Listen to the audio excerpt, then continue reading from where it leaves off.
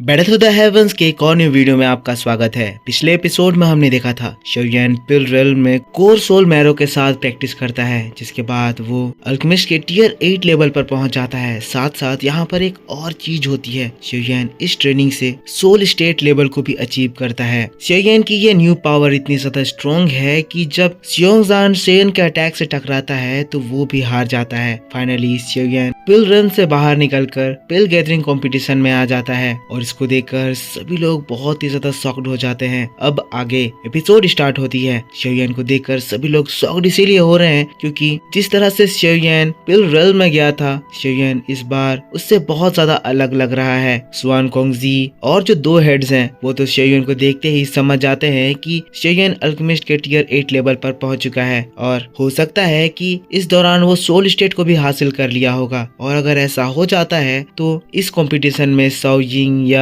दान चैन शोयन के टक्कर में नहीं आ सकते हैं। पर फिर हम लोगों को शोयन को दिखाया जाता है। शोयन नीचे सभी लोगों को देखता है। पहले उसकी नजर साओ यिंग पर जाती है जो कि शोयन को देखकर खुश हो रही थी, जिसके बाद वो अपने दोस्तों को देखता है। उसके दोस्त शोयन को देखकर बहुत ज्यादा खुश थे। शोयन को देखकर उनकी सारी परेशानी चली गई। पर इसके बाद हमें एक आवाज सुनाई देती है। ये आवाज स्वान कोंगजी की थी। वो खड़े होते हैं, कहते हैं सबसे पहले तो सभी लोग जो यहाँ पर खड़े हैं उन लोगों को दोनों लेवल सक्सेसफुली पार करने के लिए बहुत बहुत congratulation. Second elimination round over हो चुका है। इसका मतलब अब स्पेल गैदरिंग कंपटीशन का सबसे important round third round start होगा और जो इस राउंड में खड़े होंगे वही इस स्पेल गैदरिंग कंपटीशन के टॉप 10 चैंपियंस में से एक होंगे। जिसके बाद आसमान में बहुत सारे स्टोन प्लेटफॉर्म्स आने लगते हैं। स्वान कोंगजी बताते हैं आपके सिर के ऊपर जो स्टोन प्लेटफॉर्म दिखाई दे रहे हैं उसी स्टोन प्लेटफॉर्म में आपको अपना ये फाइनल राउंड परफॉर्म करना है और मैं होप करता हूँ कि इस जगह आप अपना सबसे बेस्ट दे पाएंगे।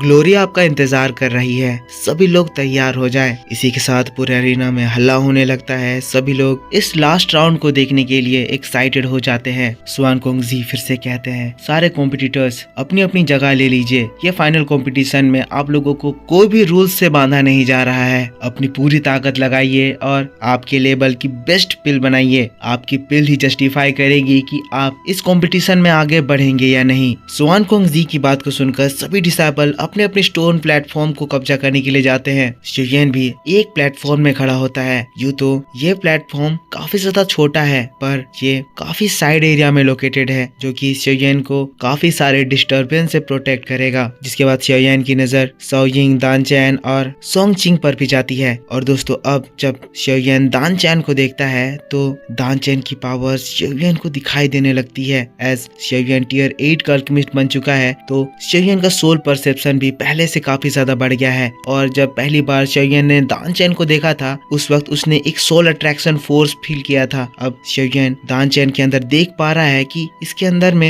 एक अजीब तरह की पावर है, एक एक्स्ट्रा ऑर्डिनरी पावर जो कि किसी भी सोल को ग्रैब कर सकती है। जिसके बाद शोयन की नजर मूगू पर भी जाती है। शोयन अब मूगू के भी पावर को देख पा रहा है। शोयन ये समझ पाता है कि मूगू इस वक्त टियर 8 का अल्केमिस्ट है और अभी भी वो अपने ट्रू पावर्स को सभी से छुपा रहा है। पर शोयन को अब समझ में आ रहा है कि मूगू जो इससे पहले फाइट करा था उसकी वजह से मूगू की काफी ज्यादा पावर डिप्लीट हो गई है और वो अपने 100% में नहीं है। पर क्योंकि मूगू बहुत पहले से एक टियर 8 का अल्केमिस्ट है और वो यालाओ के पीरियड का है और शोयन उसके कंपैरिजन में कुछ समय पहले ये टियर 8 का अल्केमिस्ट बना है, इसीलिए मूगू अभी भी शोयन से ज्यादा टैलेंटेड है। अब थोड़ी ही देर बाद सभी की स्टोन प्लेटफॉर्म में बड़े बड़े मेडिसिनल कोल्ड्रोन की अपीयर होने की आवाज आती है। सभी लोग अपने पिल्स को रिफाइन करने के लिए बड़े बड़े कोल्ड्रोन्स बाहर निकाल लिए हैं। शोयन भी अपना मेडिसिनल कोल्ड्रोन बाहर निकालता है। जिसके बाद हम लोग एक एक करके सभी के फायर्स को देखते हैं। सबसे पहले हम लोग साओ यिंग के फायर को देखते हैं जो कि ब्राइट रेड कलर पे होती है। शोयन देखकर शॉक्ड हो जाता है क्योंकि ये एक मिस्टीरियस ब्लड डीमन फ्लेम है। दोस्तों मैं आपको बता दूं ब्लड डीमन फ्लेम बहुत ज्यादा ताकतवर होता है और ये फ्लेम शोयन के फ्लेम से भी ज्यादा ताकतवर है। शोयन ने इस ब्लड डीमन फ्लेम के बारे में मास्टर यालाओ के छोड़े गए कुछ बुक्स में पढ़ा है। जैसा कि इस फ्लेम का नाम ब्लड डीमन फ्लेम है। ये पूरा फ्लेम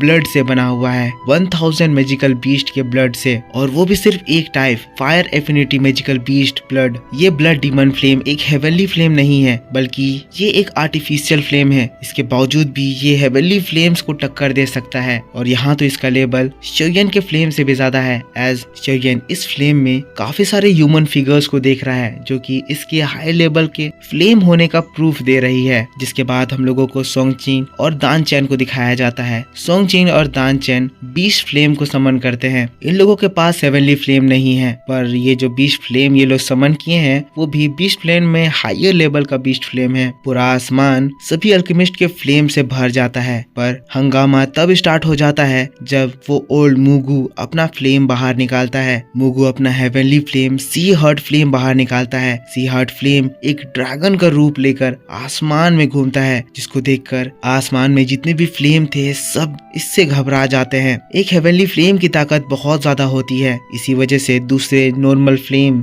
20 फ्लेम इस तरह के फ्लेम से डरते हैं। और इस वजह से टावर के जो तीनों हेड हैं वो लोग भी ये देखकर थोड़े से टेंस्ड हो जाते हैं। एज इस जगह पर अभी तक सबसे ज्यादा पावरफुल फ्लेम सी हर्ट फ्लेम दिखा है, जो कि हेवनली फ्लेम रैंकिंग में 15 रैंक पे लाई करता है। ऊपर से मुगु टियर 8 का अल्केमिस्ट है, तो ये लोग इसीलिए गुस्सा हो रहे हैं कि क्या अब इन लोगों को चुप होकर हॉल ऑफ सोल को ये कंपटीशन जीतता हुआ देखना होगा। इन लोगों को भी मुगु की सच्चाई पता चल चुकी है और इन्हें ये भी पता चला है कि पिल रेल्म में इसने पिल टावर के काफी सारे डिसाइपल्स को मारा है। इसीलिए स्वान कोंग जी कह रहे हैं एक बार कंपटीशन खत्म हो जाता है तो मैं इस मुगु से इसका बदला जरूर लूंगा। पर दोस्तों कंपटीशन तब तक नहीं खत्म होगा जब तक इनमें से किसी के पास 10,000 हेवनली फ्लेम ना आ जाए। अब ये लोग परेशान हो ही रहे थे, तभी शोयन अपने हेवनली फ्लेम को समन करता है। और दोस्तों तब शोयन के मेडिसिनल कोल्ड्रोन से होते हुए शोयन का फ्लेम ड्रैगन आसमान में दहाड़ लगाता है। और दोस्तों इसका हेवनली फ्लेम एपियर होते ही बाकी के सारे फ्लेम्स को और ज्यादा डरा देता है। यहाँ तक कि मुगु का सी हर्ट फ्लेम भी इस फ्लेम से घबरा रहा होता है। यहाँ ये चीज देखकर टावर के 3 हेड काफी ज्यादा खुश होते हैं। वो लोग याओ चैन की तारीफ करने लगते हैं कि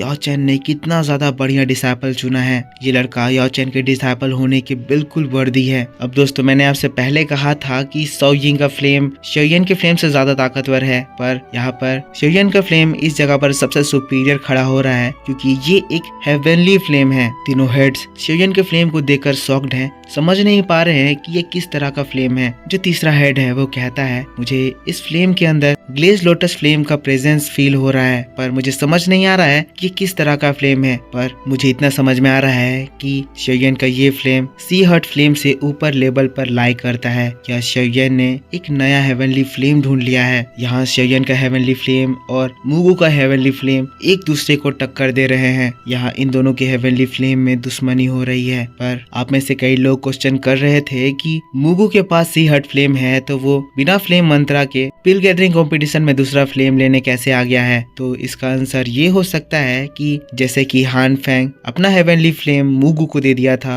वैसे ही मुगु अपना हेवनली फ्लेम छोड़ के फिर उस 10,000 हेवनली फ्लेम को हासिल करे। तो अब यहाँ पर सभी लोग अपना अपना मेडिसिन बनाना स्टार्ट करते हैं और शोयन यहाँ काफी सारे बॉक्सेस को बाहर निकाल लेता है। शोयन इस जगह पर एक टियर 7 का हाई ग्रेड का पिल बनाने वाला है। इस पिल का नाम बोन ग्रोइंग ब्लड फ्यूजन पिल है। और दोस्तों ये वही फ्लेम है जिसका इस्तेमाल मास्टर याला के लिए बॉडी बनाने में किया जाने वाला है। पर दोस्तों इतनी ही कहानी के साथ बैटल टू द हेवंस का ये वीडियो इस जगह खत्म होता है। आई होप आपको ये एक्सप्लेनेशन पसंद आया होगा। वीडियो पसंद आया है तो इसके ऊपर एक लाइक करना, कमेंट करके बताना कि वीडियो कैसा लगा। ये वीडियो बनाते वक्त मुझे काफी ज्यादा खांसी हो रही है, पर थोड़ा थोड़ा रुक रुक कर मैं आपके लिए वीडियो बना रहा हूँ। कुछ देर पहले ही मैंने काढ़ा वगैरह भी पिया है। होप ये खांसी जल्दी छूट जाए। तो इस वीडियो पे अपना सपोर्ट दिखाना। और अगला वीडियो आपके लिए कल शाम 6:30 बजे मेरे दूसरे चैनल ओताको सेंपाई 2 पे अपलोड किया जाएगा। ये वीडियो अगर लेट हो जाए तो थोड़ा काम चला लेना, क्योंकि वीडियो रिकॉर्ड करते हुए मुझे काफी ज्यादा सिर दर्द हो रहा है। तो मिलता हूँ मैं आपसे नेक्स्ट वीडियो में, तब तक के लिए take care, bye bye and thanks for watching.